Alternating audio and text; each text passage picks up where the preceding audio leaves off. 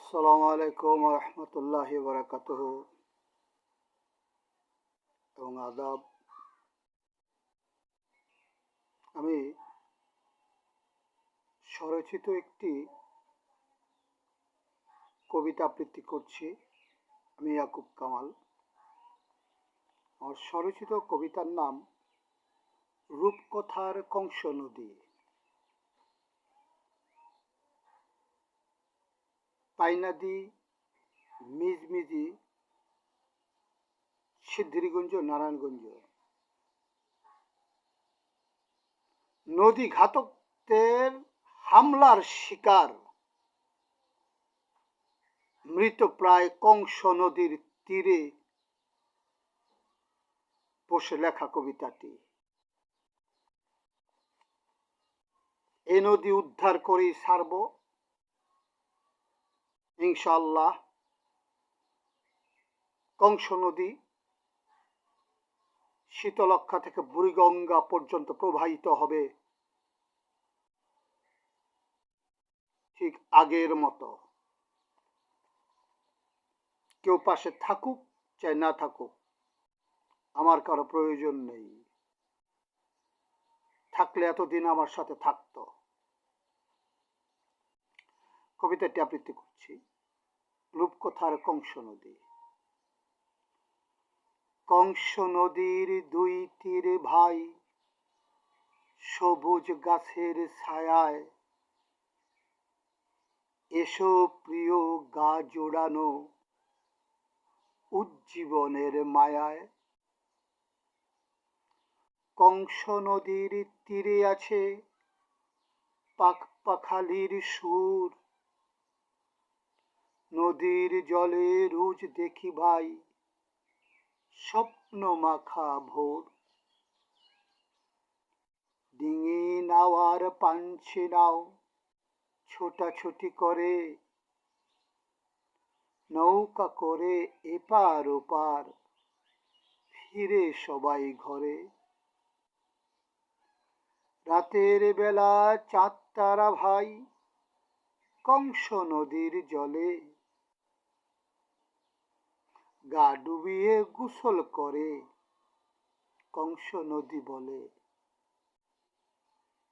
রাতের হাওয়ায় মাটির সুবাস, সবুজ হাওয়া বয়, দিনের বেলা সেই হাওয়া মনের কথা কয়। আমাদের এই নদীর জলে সোনার ফসল হাসে, জেলে কিষান মাঝি রাখাল বলে আশেপাশে। শিশু কিশোর সারাবেলা নদীর জলে এসে কলা গাছের ভেলা নিয়ে খেলে ভেসে ভেসে। হাটের দিনে নদী আমার অনেক ব্যস্ত থাকে, নানান ফসল নিয়ে কিষান ছোটে ঝাঁকে ঝাঁকে। সকাল দুপুর বিকেল সাঁঝে ছায়ায় কতজন কত আলাপ করে দেখি দক্ষিণ সমরণে।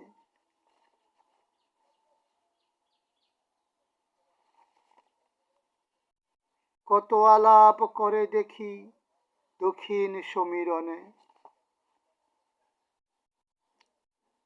মেঘের ভেলা তাদের দেখে অমনি আকাশ থেকে নেমে আসে আলাপ নিয়ে ঝড় হাওয়ার বেগে। নদীর দুতীর সবুজ নতুন রূপে উঠে জেগে, কলকলাকল জল বুকেও চলে আলাপ মেঘে। কংস নদী কংস নদী, জোয়ার ভাটার জল, পালতোলা ওই দশমনি নাও ভাঙে বাদল ঢল।